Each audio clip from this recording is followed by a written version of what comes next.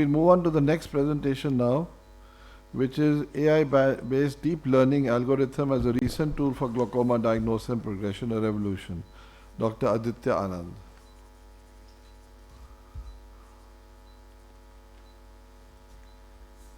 Good afternoon, everyone, and respected judges.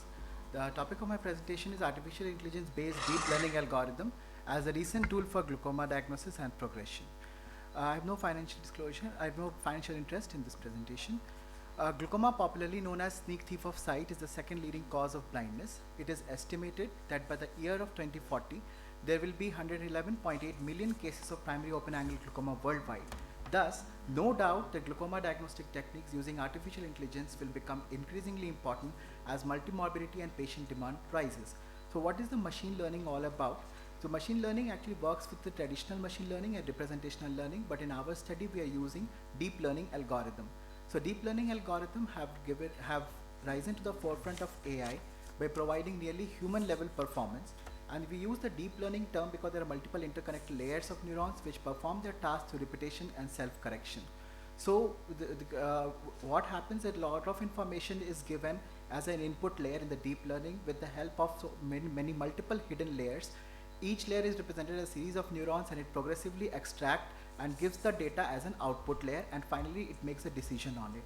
So objective of our study is to analyze the fundus photographs, STOCT images and SAP reports of glaucoma suspects and their comparison with deep learning meta-analysis results from cloud data, and for effective screening of patients for glaucoma at community level and doubtful cases even in base hospital for early diagnosis of glaucoma. So ours is a hospital-based prospective analytical study. Study period duration is of 6 months. All patients are screened at our peripheral center for glaucoma. Comprehensive eye examination on the slit lamp and visual acuity through Snellen chart has been done, followed by optic-disc-centric fundus photograph acquisition through Remedio non-mydriatic fundus on phone handheld camera. So methodology we use as we have considered a vertical CDR-CD ratio 0.5 as a cutoff. Less than 0.5 is the non-referable glaucoma. More than 0.5 or rib abnormality is considered as a referable glaucoma. So irrespective of vertical CDR ratio, all patients have been measured IOP by handheld Perkins tonometer, and in IOP greater than 21 mm Hg also we have referred. So all referable glaucoma patients are called at our main hospital, and SDOCT and SAP has been done.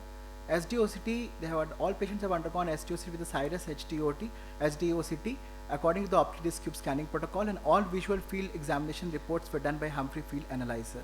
All patients who completed fundus photography, SDOCT and SAP were advised for 2 monthly follow-up and analyzed for glaucoma progression.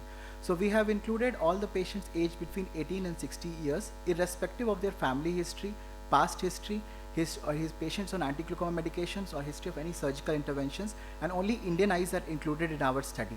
Any kind of pathology which obscures the view of fundus we have excluded, such as lens opacities, vitreous opacities or corneal pathologies. And any kind of retinal pathology, secondary traumatic and traumatic glaucoma, thysical eyes and active inflammatory ocular disorders. These are the statistical tests used in my analysis. Results: total 1,868 individuals were included in our study. So 3,736 eyes were analyzed. So we have a mean age of 46 years, and with the most female sex preponderance as there, and median IOPs range from 12 to 14 interquartile range. So out of this 1868 patients, 3,736 eyes were analyzed with improper analyzation of 552 eyes because it matches exclusion criteria. So we have actually included only 3,184 eyes with the proper analysis with vertical CDR ratio greater than 0.5. In those patients were called for the base hospital for STOCT and visual field analysis the main hospital, and out of these 782 patients, 1640 eyes were analyzed because the patient didn't turn up. So we have used area under receiver operating characteristic curve, sensitivity and specificity for our diagnostic accuracy. So coming out to the fundus photograph results, fundus photograph analysis by the deep learning algorithm, sensitivity came to be 87.7%, specificity 96.7%, and area under receiver operating characteristic curve is 0.96%. And as the vertical CD ratio increases, the glaucoma proportion rate also increases. Similarly, in SDOCT results, we got as 88% sensitivity, 94% specificity, and area under receiver operating characteristic curve is 0.98.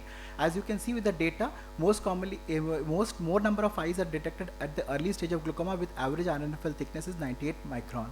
SAP results accuracy is 85%, and it can mostly detect the early stage of glaucoma at visual field index, which we have included visual field index as a parameter here. The 92% is considered, and glaucoma progression analysis came to be 67% sensitivity and 75% specificity, and precision data came to be 81% with structure and function. Now that the result, these results are finally obtained are compared with the deep learning meta-analysis, which is already in the cloud data.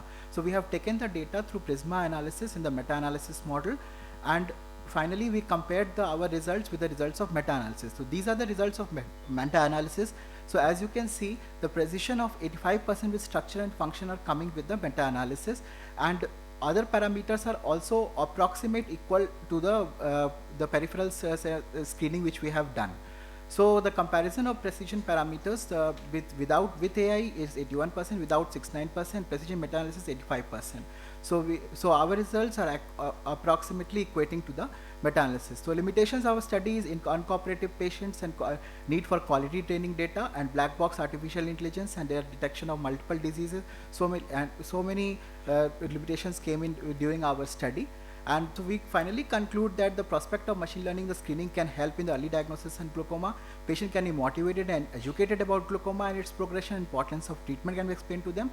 And we conclude that deep learning algorithm is a recent tool for glaucoma diagnosis, progression and management with its potential for low cost screening method at the community level. Thank you.